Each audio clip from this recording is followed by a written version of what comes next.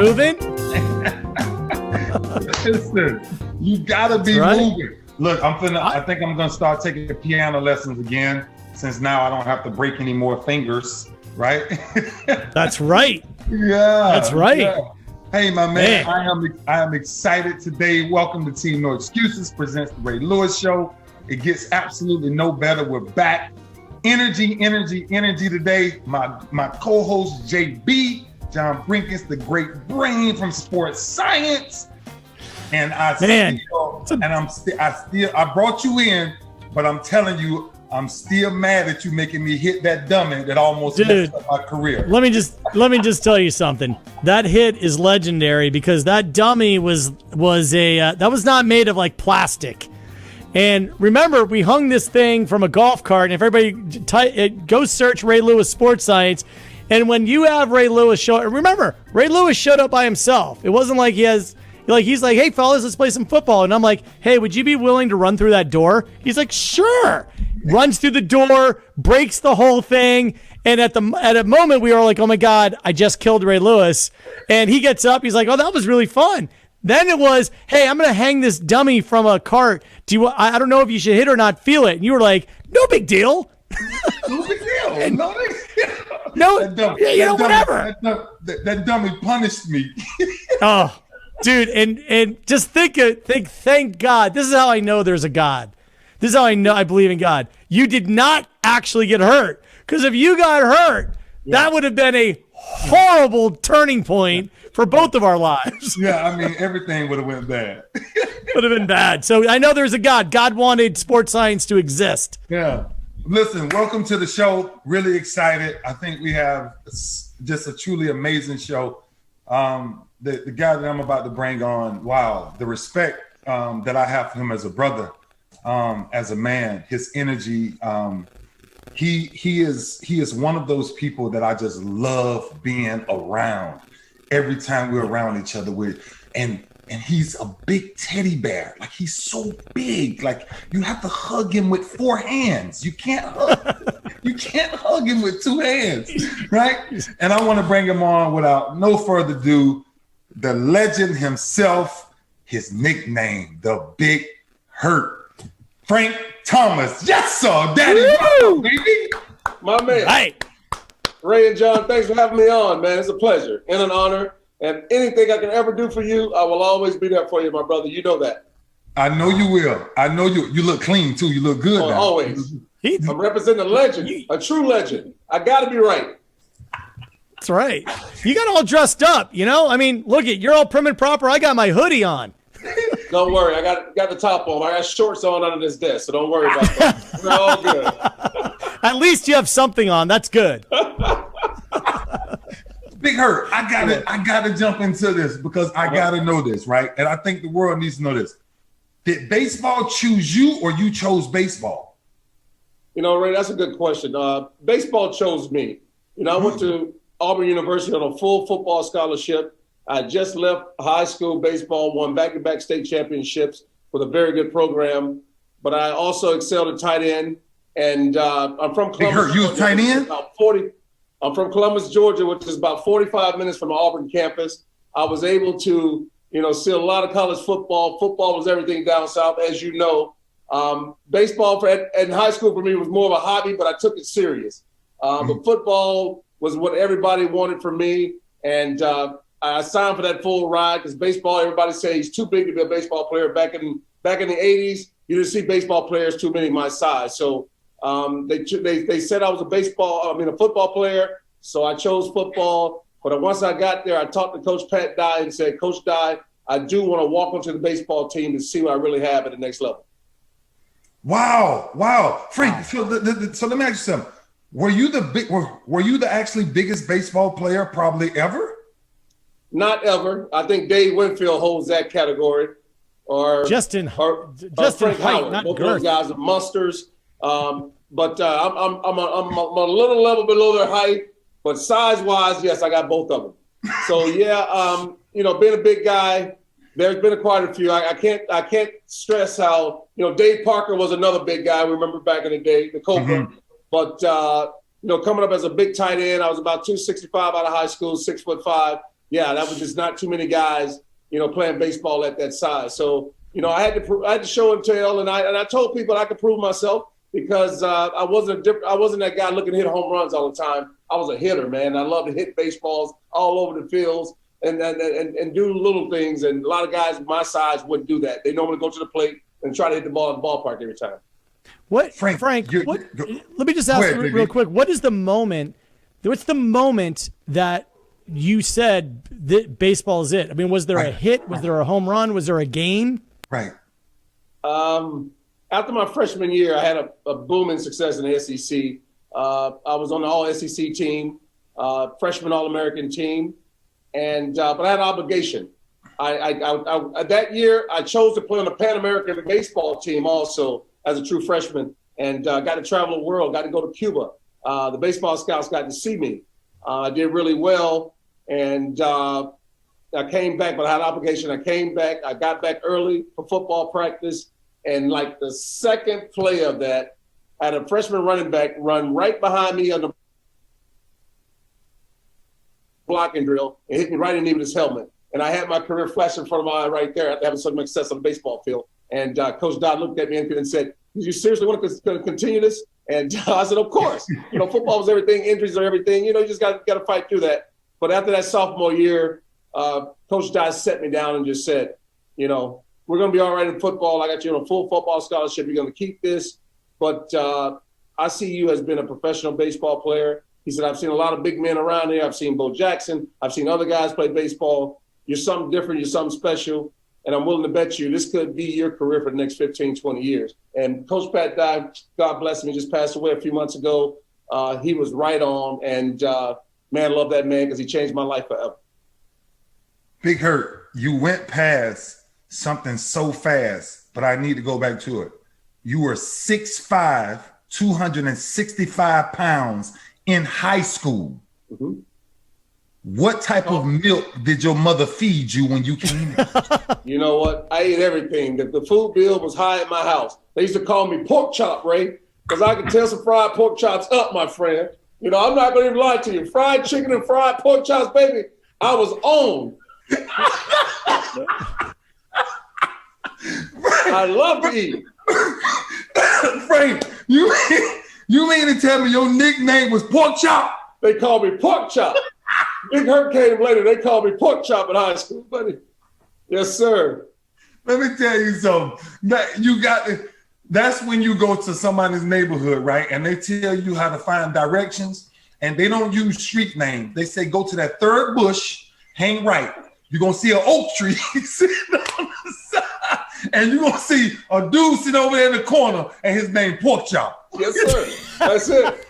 Pork Chop can lead you to the neighborhood. That's right. Where did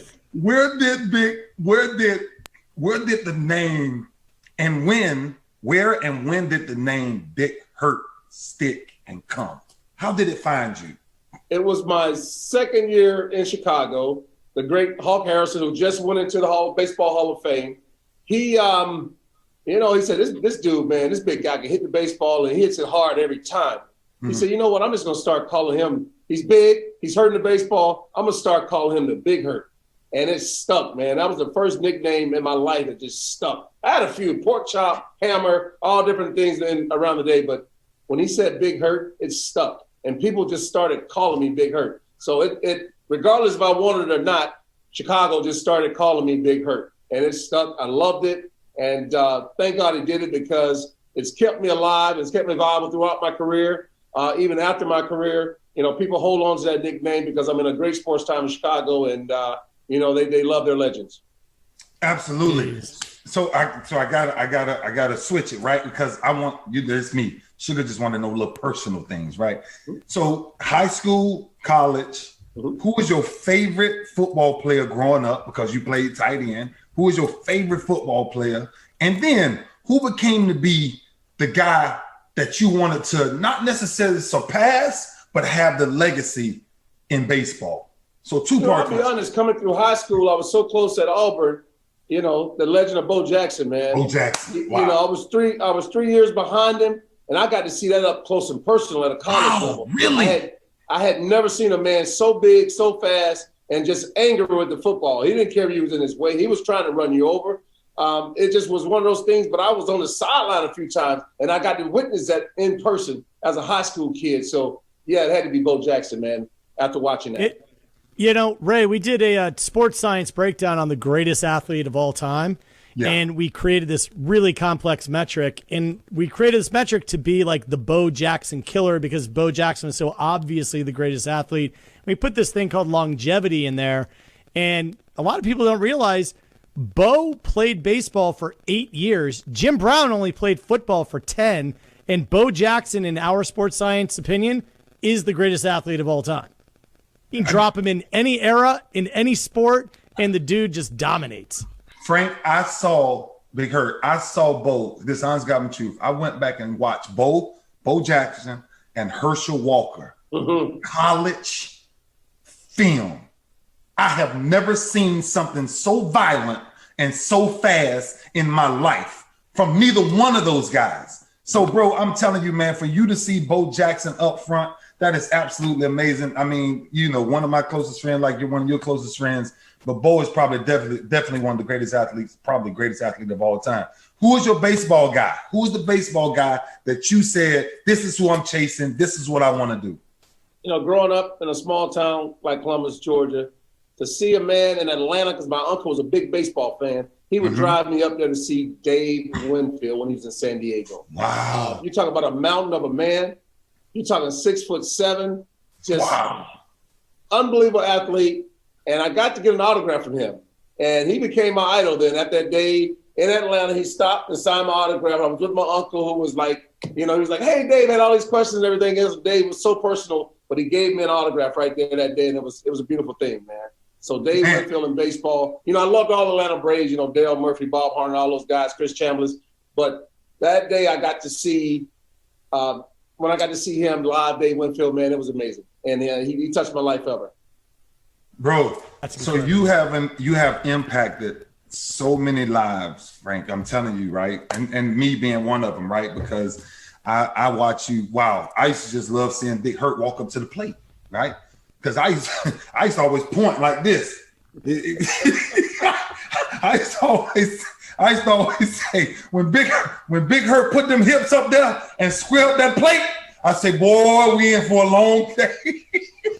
Well, so this is what when it comes to the game, what made you different? What do you think made Big Hurt different? I would say my dedication and consistency. I just never wanted to be average. I never want to be good. I want to be great. Just like you, Ray. You gotta invest into your career if you want to be that guy. 24/7 all year long. I mean, I was lucky and blessed to get a part of like a Reebok who jumped in on my career early. It put my mind in a different place that you can't afford anymore to try to be good. You got to be great. You got to be excellent. You're going to be judged on that. So, for me, it was about working 24/7 all year long, and I wanted to be great, not wanted to be good. And, it hurt me early in my life because I didn't do as much as other players. I didn't get to enjoy the off season. I was always training, man, because I wanted to be that guy. And I wasn't the most talented. I didn't have the Ken Griffey swing or to be able to move around the outfield like those guys. But right. I wanted to be the best. I wanted to be the best at what I could do, and that's controlling offense in the game of baseball. And you said something that I want to give somebody something that's at home, that's paying attention, that's watching this, right? This is Big Hurt. Thank you for joining me. But you said something. You said you wanted to be great, but you said you wanted to be the most consistent. The reason why I can relate to that is because people used to always say, man, you work out 7 times a day. Yeah. And this is the off season. And I'm like, there's nothing else to do. If you're chasing something. And so what I'm asking you is, with consistency, how did you maintain that consistency? What excited you every day, Big Hurt, to make you keep coming back? Because I know it hurt. Right? I know it hurt. I know training hurt every day. Right? And so what is that extra ingredient that somebody else can grab that says, this what helped me become consistent? I'm going to be brutally honest here. Uh-oh. The Chicago media and the Chicago fans, they did not accept anything but greatness for me. Right. If I had a bad 3 days, something wrong. What's going on with the Big Hurt? Just 3 days, man. We play 162 games, in regular season. If I had a 3-day stretch of not doing anything, something was wrong. They put it on the newspaper, right, in headlines. So at that time, I had Jay Mariotti. I had Skip Bayless. All those guys were here in town, and they were rough on me. So, I didn't have time to fail. And like I said, it made me grumpy at times. I wasn't the nicest guy, but I had to be consistent, and I knew it. So I had to overinvest, and I did it, Ray. And I'm so glad I did it because, I can honestly say I played the game right. I did everything right. I invested in my career by working my tail off consistently. You said something. Go ahead, JB. Yeah, let me ask you this with Chicago, with like being in Chicago. I mean, you were in the same town at the same time with Michael Jordan. I mean, did the city of Chicago just demand excellence and bring out excellence, or were you guys great before you got to Chicago and maybe things would have been different in the city? Is it the athlete or the city or a little bit of both? No, it was Michael Jordan, man. He didn't give us none of us a chance to coast. We couldn't coast. He was too great. You know what I'm saying? And then that just trickles down to the other sports. Why you can't be like Michael? And right. It was one of those things that you start to scratch your head and go, I mean, I got to rethink this thing. If I'm going to play in this town for a very long time, I got to go there. And that's what I was telling you, Ray and John. It was hell during the offseason because I didn't get to enjoy as much as I wanted to. But I know what I had to deal with if I wanted to play in Chicago for a very long time. But Michael Jordan not just influenced Chicago. Michael Jordan influenced any person that wanted to actually achieve something great. He made you realize there's no breaks. There's no break. I'm talking about that black bald-headed joker with them bow legs come through there, boy, and it was something going down. Every night. You couldn't coast, Ray. It was like Michael 40, 20 rebounds, 20 assists. It's like every night it was like history being made, and I got to watch it up close and personal. He's a friend of mine. He would come and mess with me because he loved baseball. He would always come in the locker room, grabbing the bat, doing all this other crazy stuff. But Michael, man, he was a beast, just like you were a beast. It was just that level of greatness was there. And I played the same town at the same exact time. And there was no, like I said, there was no coasting because you always judged to that standard. You always judge that standard. Mom, who is that influence? Because you have a lot of positivity. You have a lot of like eagle eye focus. Who is that? Who gave you that? Mama, daddy, the environment. My mom and dad was hard working, Ray. And we had to fight for everything, man. Wow. And there was no coasting at home. We would check the check. And, some days that pork chop wasn't as big as the one last week. So, it was one of those things that I blessed I really thank my parents for blessing me with the will just to go out, man, and win and play hard. Because my dad was behind me in sports. He barely missed a practice. When I didn't want to go to practice, he drug me by the ear and made me go. So, I thank God to him. I don't know if you saw my Hall of Fame speech. I was crying like a baby because my father. I saw your Hall of Fame speech, Big Hurt. See that? What I'm saying? But I know who pushed me to want to be great. And it started at home, my dad. Man, absolutely, bro. So now Big Hurt comes and do this. We've been through a tough time, Hurt, right? Mm-hmm. The pandemic, all of these things is going through. All the things we've been through, going through as a country. How do Big Hurt, how do you find joy? Where's joy? Where does joy come from in Big Hurt's life? My family, man. I've been blessed. I mean, I have 6 kids, man. And I'm more of a Renaissance man. I've been married twice. My first marriage, I have 3. I have 2 boys, 2 girls and a boy. And in my second marriage, I have 2 boys and a girl. And we all get along so well, man. But the ages span from 4 to 28. And this is an amazing phenomenon. We're a strong family, man. They keep me on my toes. There's no slipping around here. My little 4-year-old's testing me. I can't wait to get the ball in his hand because I'm telling you, he's something else. But my 12-year-old, little Frank, he's already an advanced baseball player, football player, and basketball player. So they keep me focused, man. I keep my eye on these kids because, my dad was a bail bondsman, man. And he watched all my friends get in trouble. He would always tell you're not going to end up like them boys in that corner. I'm down here bailing them out, and their mom and dad cursing me out, help me, so I just, like I said, it's staying positive, staying focused, and doing things the right way. That's just where I was raised, and I'm glad I had that stern father figure there who could do that for me. Absolutely, bro. Listen, because and now that you went there, this is why so on this show, I love giving ingredients, right? I love giving solutions where people can grab them from people like you, right? And you just said something, right? The father pushed you. But when you actually talk to your kids now, do you encourage them to follow you, or do you tell them to go their own route? I tried to push my oldest son, and he just didn't want it because I was in my heyday. He was living nice, and he had no worries in the world. So thank God he was such a great student now, because he's working at Adidas, and he's over baseball and marketing. So he chose his own path. But little Frank is 12, and he wants to be better than his dad. And God bless him for that. He works hard, man. He's a switch hitter already at 12 years old. He's a switch hitter at 12 years old? Line drive, he pitches, he plays the outfield, first base. He can do it all, man. I'm proud of him. So, I keep pushing him because I don't have to talk to him. Every day he's talking to me about sports. Every day he's talking about what player did what. Just like, it's just like me rewriting my whole story. Watch him on a day-to-day basis. He's just like me. And thank God the man upstairs sitting in the sun like this so far, because he wants to be a great ball player. And what about those queens of yours? Oh, come on, man. I got a 24 and a 26-year-old, and trust me, I've been fighting the boys off for years, but they are focused. They are focused. Absolutely. And, but that little one, I got to watch her. She loves the boys, but she's very focused on her work. She works in L.A. She works for a big marketing firm. So I've been blessed with great kids, man. That's amazing. They all got their educations at a very high level.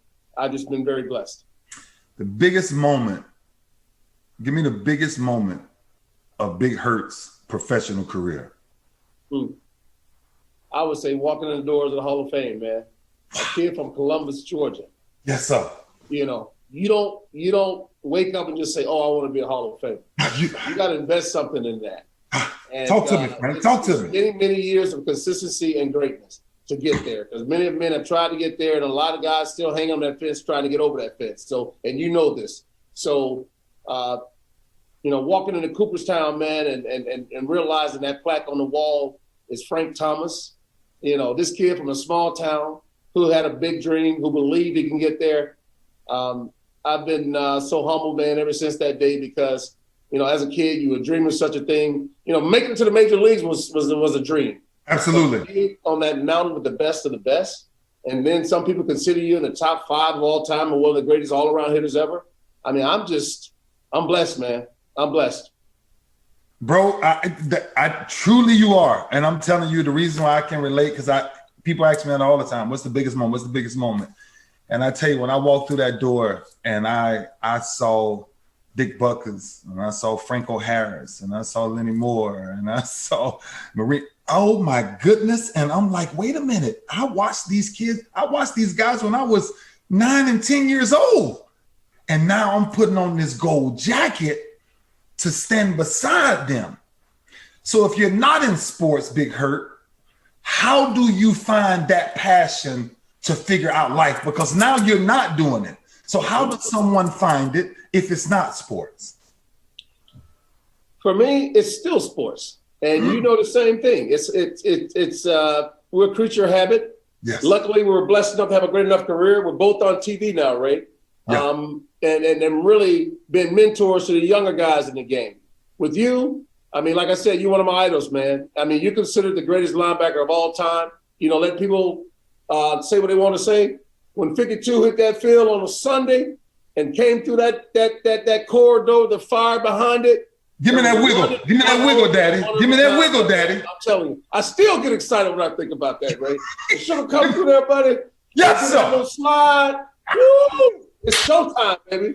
So, like I said, I'm honored and blessed to be talking to you because I watched your career. I saw you get better and better. I saw you just continue to get better, which is something that is unheard of. And like I told you, that Michael Jordan effect. You have set that bar that high for any linebacker to ever say they're the best to ever do it. You know what I love? Being the only guy who's not formally inducted into a Hall of Fame here. The thing that I love is that you guys are such great human beings. And Frank, I wanted to get your thoughts on, look, you got up every day and you had to do what you did, but you never did it in order to get in the Hall of Fame. You never did it to get the praise from others. You did it because that's who you are. And for those who aren't amazing athletes, when they roll out of bed, they need to realize you're not doing it for adulation. That will come if you're a good person. You know, as you have your career as a dad and a husband and as a professional, eventually people go, wow, what an amazing human being. Talk to us about having that mindset, you know, for those who aren't amazing athletes, of being a Hall of Fame human. Well, for me, it's just, and I'm just a nice guy, and I had great parents who were nice, and we cared about the community, we cared about people, and I just, you know, I like putting a smile on people's face.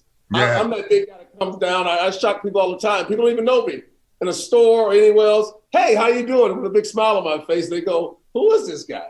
You know, that energy you give to people just to say hello. I was raised with that in the South. Like I said, in the South, you come down the street, we wave at every car that comes down the street. We don't even know who it is, but we're waving and saying hello. I came to Chicago, people look at you crazy, like, "What you waving at me for? I don't know you." You know, and that just it is what it is, and I've always been able to just do that for people because I care about being a great human being and I care about doing things right. And that's just who I am. That defines me. It really does. Because and that's why pass things over to these young kids. There's a right and a wrong way of doing things. Put a smile on your face and be the best athlete you possibly can be. You know, you don't have to be the perfect athlete, but you got to outwork everybody to show your mettle, to show people who you are. And that's just who I am.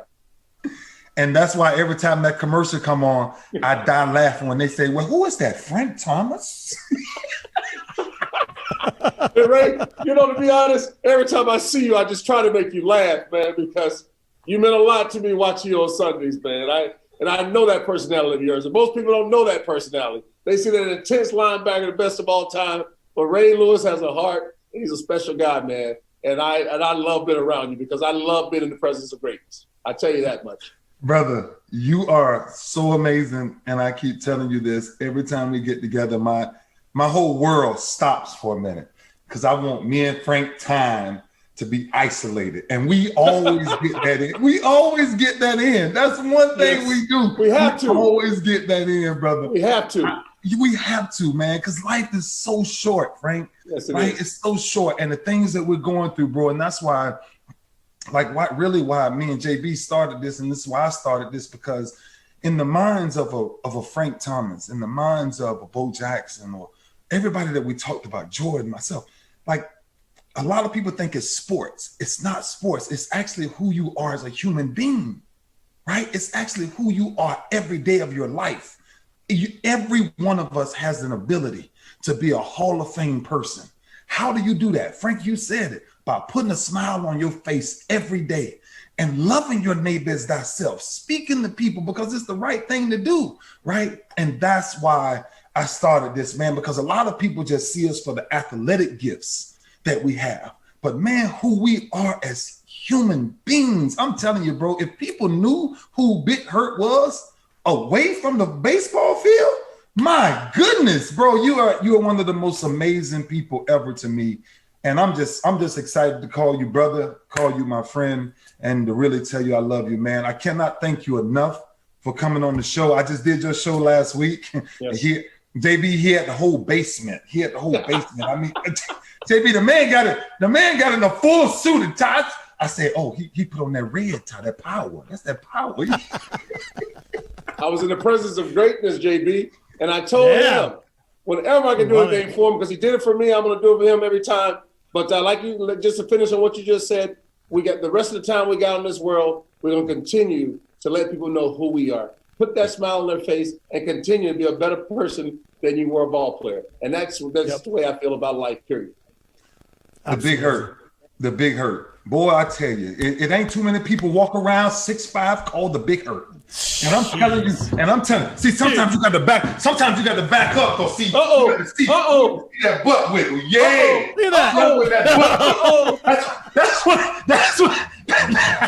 what I know. That's when I know Big Hurt right to go to work. I know we got a formal show going right now, but please make my day one more time. Sugar, Yeah, show us a dance or something, Ray. Could you just You show can't it tease to me us like one time that. how you make that Frank, wiggle? You Frank, know what I Frank, mean? Frank, look, I'm telling you, the most classic picture ever is you standing up in that business coat with them shorts on and them thighs popping out. Frank, just give me a little bit of that sugar. Just give me a small wiggle. Just a small wiggle, please, Frank. Ah, yes, sir. Oh, Yes, sir. oh my God, he does have shorts on.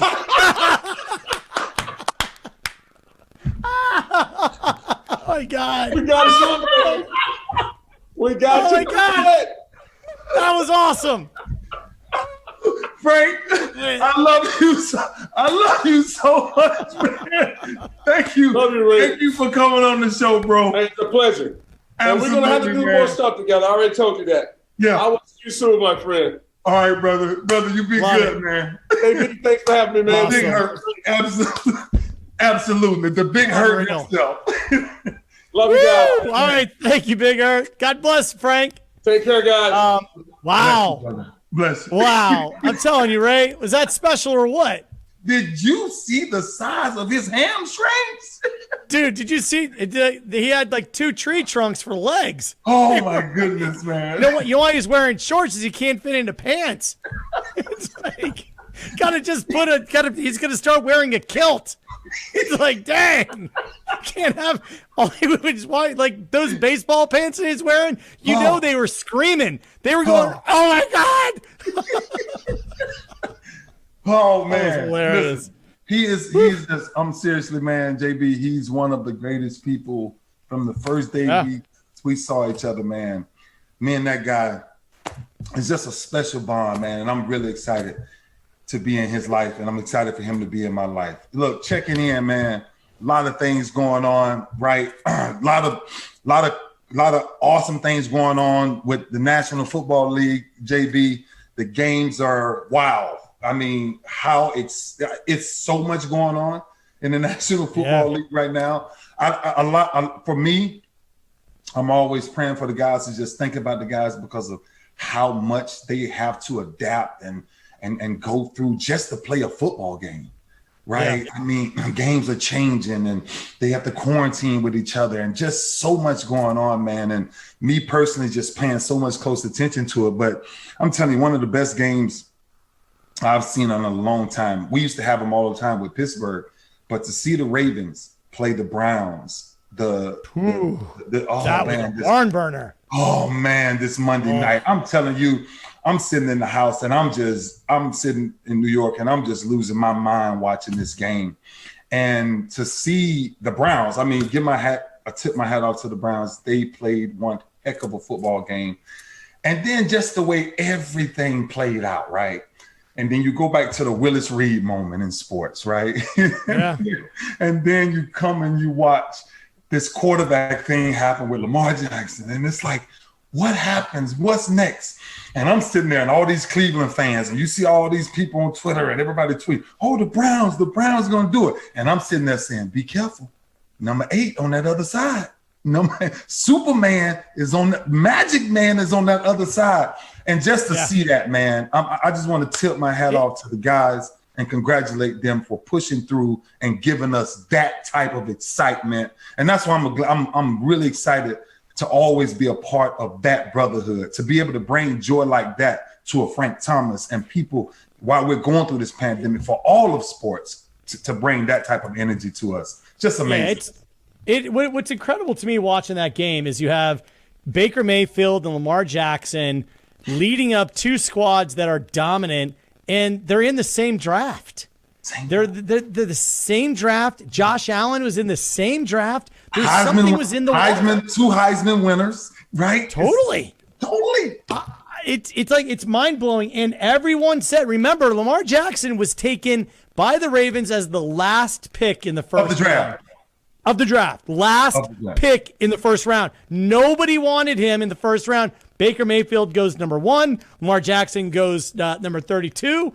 And then you see them head to head, and you're like, there's a special energy about that class. It's pretty amazing. You know, when you came into the league, who was your kind of soulmate in the NFL when you came in at the same time? And it's like the Ray Lewis draft also had who with it? Oh man, wow. You know, there was a lot of people in my draft. The first pick was Keyshawn Johnson. The second pick was Simeon Rice. Third pick was Kevin Hardy. The fourth pick was Jonathan Ogden. Lawrence Phillips went 6, and I think I was the 5th or 6th linebacker taken in that draft. Can you imagine that, dude? Yeah, and me actually sitting there at the 20th pick, right? I really thought, and I had my draft party at the Dolphins Stadium. Right. Yeah, because they had Jimmy Johnson was there, the Miami connection, so they had the 20th pick at the time. And at the same time, JB, I won't stay here but 5 seconds. At the same time, while I was there for my draft, I was actually burying my roommate, right, who was brutally killed in our dorm room. Week before. So many mixed emotion was going on in my head, but I never forget sitting there and watching the 20th pick, and I'm watching all of these linebackers go before me. And I'm saying to myself, like, wow, man, like, okay, really, I get it, right? And then we get to the 20th pick, and I'm waiting to get drafted. And I'm like, okay, the Dolphins got to pick me. My agent told me the Dolphins going to take me at the 20th pick. And I'm sitting there, and I'm getting excited. And the next thing I know, the voice I heard come out, he said, and the 20th pick of the draft, the Miami Dolphins select Darrell Gardner from Baylor. And I'm like, what? You got me at the Dolphins Stadium and they're not even drafting me? Who does that? Like, who does that, man? And so from there, I was like, I was just up and down like a roller coaster. But you know what? What's funny, out of that entire draft, there was a guy, a warrior, who became and still is one of my closest friends right now, and that's Eddie George. And me and Eddie in 1995, we was at the Kodak All-American and Playboy All-American, so we kind of met each other right before the draft and things started. So that was my guy. He was my guy, man, and we just got each other. We understood each other. And still to this day, man, he continued to be my guy. So it was just special to watch all of those things going on now with Baker and Lamar. And I'm telling you, man, them Ravens, it's just the way they play football, right? It's old school football, old school. People like, oh, he don't have that many passing yards. When you punching somebody in the mouth like that, you don't need to pass the ball. Yeah, he did. It's like, that guy doesn't have a left hook. Dude, if my right hook is killing you, I don't really need to do much. Then why am I throwing my left hook? And then, to me, what makes him so like dynamic to me is he doesn't play the game based off the label of the position, right? The label of the position is quarterback, right? It's like, okay, be safe. Don't take hits. Don't play this. Lamar Jackson plays the game as a football player, right? And I'm telling you, and me and him and me and the other guy that I'm about to talk about haven't gotten together yet. But Marlon Humphreys, he is such a football player, man. I can go down the line and give you guys that's in the league that really excites me. Like Chase Young drives me crazy just watching him play football. I just think his upside is so high. Aaron Donald, the way he played football, Dalvin Cook, the way he plays football. I'm jumping around. Tua, I think has I'm telling you, an upside so high. I think, it's just endless on his ceiling. And I just think when you jump around, Patrick Mahomes he's magical every time you watch Patrick Mahomes. But Tyreek Hill is just a gift. My goodness. I don't know how you build something that compact and that package. That's that. All of these guys you mentioned, this is what's crazy, is all of these guys passed through the sports science lab. And when they did, I said Patrick Mahomes would be arguably one of the best, if not the best quarterbacks to go through the NFL, because he had every physical skill. And when you meet the kid, and he's still a kid, when you meet him, he is the nicest, most polite, intelligent, calm, articulate. And I'm like, that is the formula. Doesn't have that, our arrogant aura about him. He's supremely confident in his ability, but for good reason. But he's so humble. I keep telling everyone, this is what has always been frustrating, is people will say, well, Ray Lewis was great because, well, he's just a genetic freak. Mm-hmm. And I'm like, are you, what? I'm like, first of all, yes, he's a big human being, but relative to the human being, he was not as big as Big Hurt. No. He's not walking around like Frank Thomas. No way. I'm like, dude, Ray Lewis worked his ass off. Patrick Mahomes works his ass off. Lamar Jackson works his ass off. The ability. Stop all that cursing, JB. That's 3 A's back to back. Jesus. Right. Man, you went back to back. A. Well, that's because that's the expression. That's the expression. Nobody else will understand what I'm talking about unless I say No, it. I got it. I love it, though. I love it. Look, let me give you my thoughts, man, because I think holidays coming up, New Year coming up. I think a lot of people want to see 2020 gone, but I want to say before it leaves, I want people to figure out a way to replace old wounds with new memories of joy. I want people to take a look at their lives personally, not based off who you're following or who's following you or how many followers you have, how much money you have, how successful you are. But I want you to ask yourself a question: how many old wounds are weighing you down? And the reason why it's hard to see joy is because we won't create new memories. You know, one of the things that that we have to start being very careful with is to carry so much pain and so much memory of what happened. Because what happens is when you carry that much baggage, you forget to move forward. Marie Kondo says something, and she has this Netflix series online, and she's organizing her house. But Maria Kondo says, keep things in our lives that sparks joy. And so me just moving into my new home and seeing old things that may be cool, but it doesn't spark joy. Like, it doesn't excite me, right? Just having it is cool, but it doesn't make me grab it and say, "Oh, I need this. I gotta have this in my life." But I think it's in all aspects of life. Don't just reorganize your house, reorganize your life. Before 2020 happens, reorganize your life so that when you go into 2021, everything in your life sparks your life. That's the next phase, JB, on where I want to take what we're doing with this show to give people that opportunity to let go old and bring in the new. Yeah, the idea of pruning, the idea like a tree can't grow unless you prune it. You clear out the branches that aren't doing any good so that the other healthy branches can grow. The idea of recirculating water, that you can't let water just be still. You have to actually churn it. Otherwise, it develops too much bacteria on the surface. Yeah. You got to keep moving and you got to keep changing. And people are scared of change. Here's the thing that we can tell everyone, Ray. The only thing guaranteed is change. Embrace it.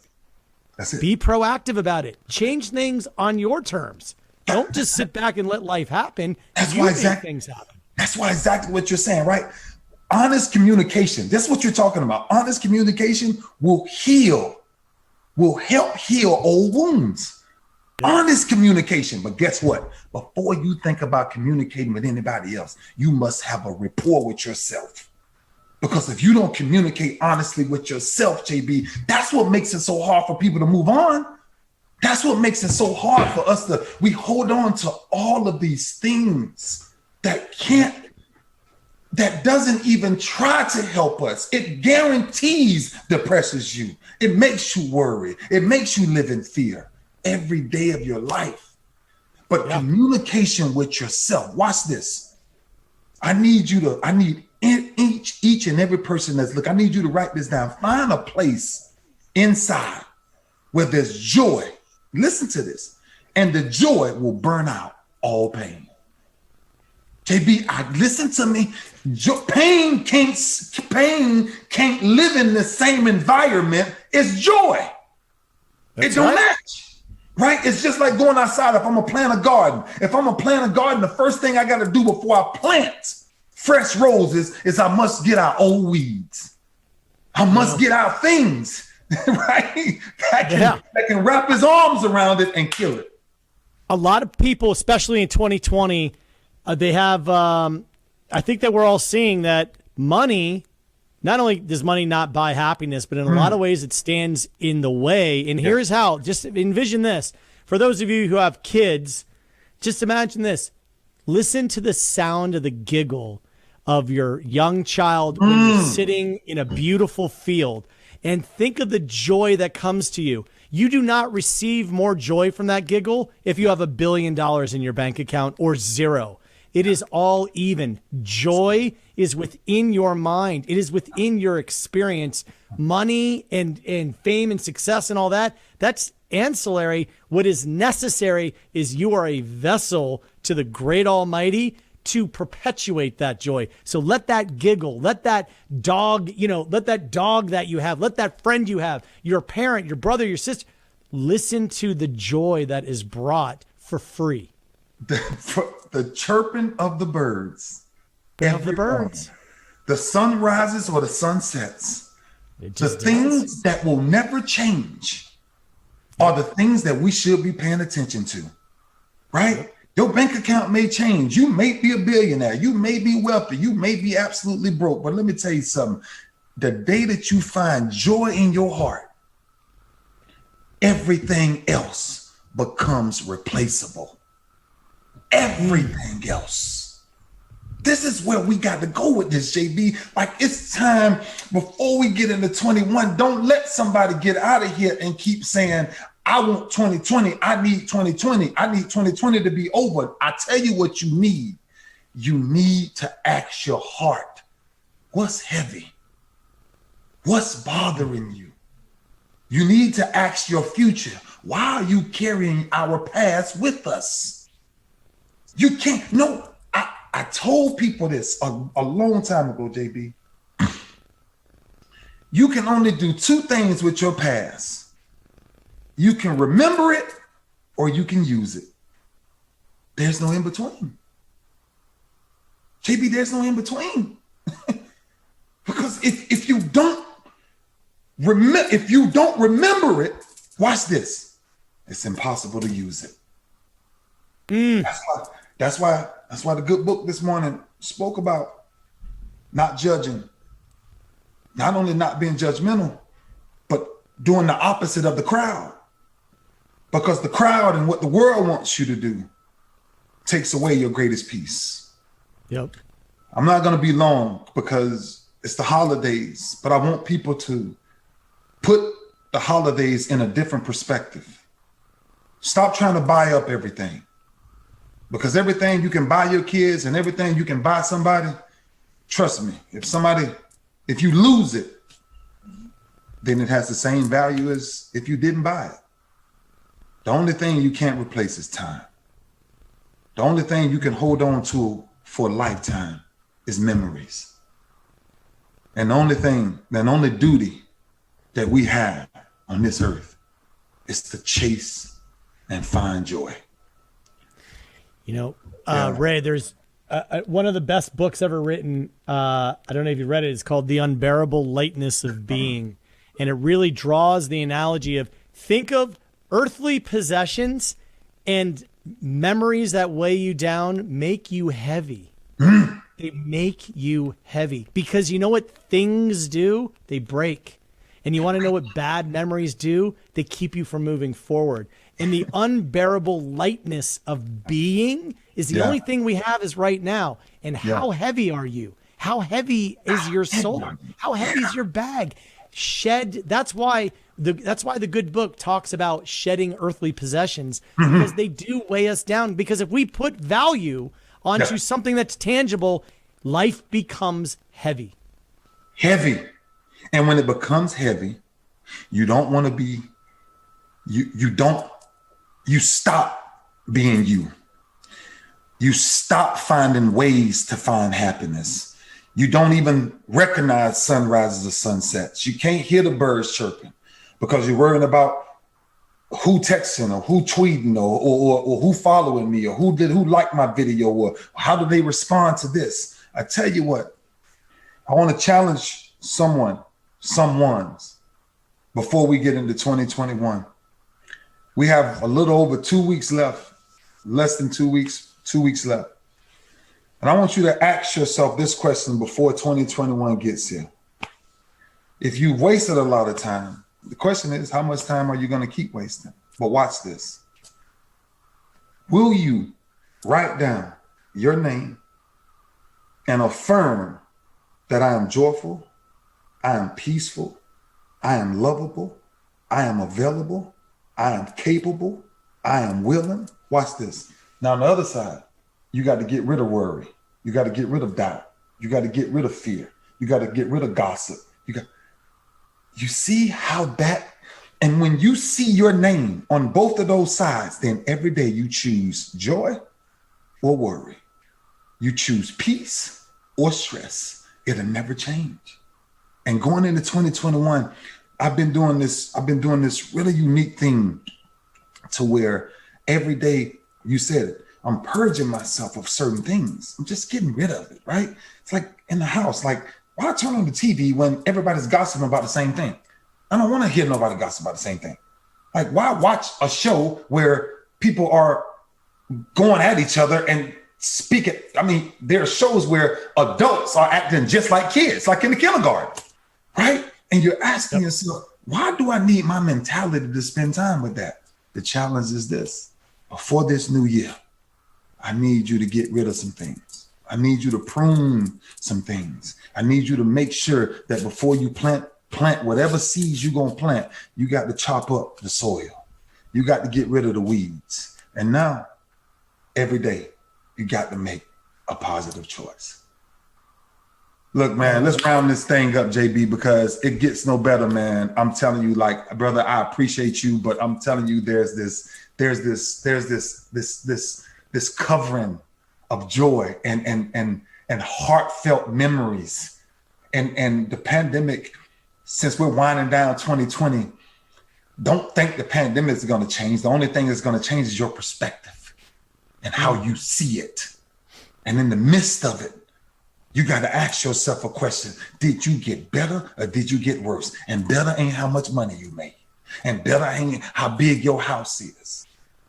Better is living a life full of joy and creating memories that will last a lifetime. That's why we do what we do, man. Yeah. That not only that's why we do this. Yeah. And that's a mic drop moment. I'm telling you, everyone, here's the thing with Christmas, everyone wants to look under the tree, look into your soul. It ain't the tree. It ain't what's under the tree. It's not going to be under the tree. It's going to be right inside of you. Look right there. It's inside of you. I had too many takeaways today, but one of the takeaways that I took, that Frank said, Big Hurt said, he didn't want to be good. He wanted to be great. And the only way to find greatness is through consistency.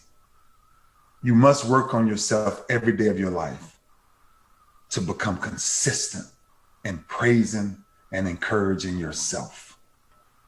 Here's day. Something. Yeah, go ahead, JB, please. Here's something, listen, about being great. Mm-hmm. Don't be scared to be great. Mm-hmm. People say, you know what? Greatness is Ray Lewis. Ray is great. Greatness is reserved for those who are great. You can be great. Don't be scared to be great and to always be principled and to always take the high road and to always be positive. Don't be scared to do it. Absolutely. Do not be scared to do it. And if I don't give you no last takeaway, the only person in your life that can help you is you. That's it. Everybody else, they can give you tools to. But until you accept where you want to be in life, the only person that can open that box of joy is yourself. I cannot thank you again for joining No Excuses, the Ray Lewis Show. There's no excuses in life not to take care of yourself, but better yet, going into 2021, there's no excuses not to find joy in your heart. Because the moment you find joy, I guarantee you something. You see life differently. Life has a different way of introducing peace to the people that searches for it. The good book says, renew your mind and strength every day. It says, spend some quiet time in the secret closet, because when you come out of that closet, your heart explodes with joy and people feel that, they see that. I walked by this guy and he stopped me. We got masks on. He didn't know who I was. I walked by this guy the other day and he stopped me and said, give me what you got. And I touched his belly and I said, it's inside of you. Even if I share what I got, the only way it can help you, if you go inside of you and pull it out. That's the challenge going into 2021. Amen. Let's trade a lot of these old wounds, man. And let's create some new memories. And you as a partner of mine, we are creating some incredible memories that will last a lifetime, brother. So in the midst of chaos, I appreciate you for standing strong in the midst of this storm, because tough times never last, but tough people always do. God bless you. Thank you for joining the show this week. It gets no better. Spending time with the Big Hurt is absolutely priceless. It gets no better. And doing this every week, I'm telling you, my spirit is just renewed. And now I get to go get on my bike and I get to punish myself. Who lives this way? Awesome. Ray, you know I love you. Yeah, and, brother. Can't thank you enough, man. We're making something special. Absolutely, man. I appreciate you. Thanks for joining. Have an awesome weekend. We'll see you next week. God bless you.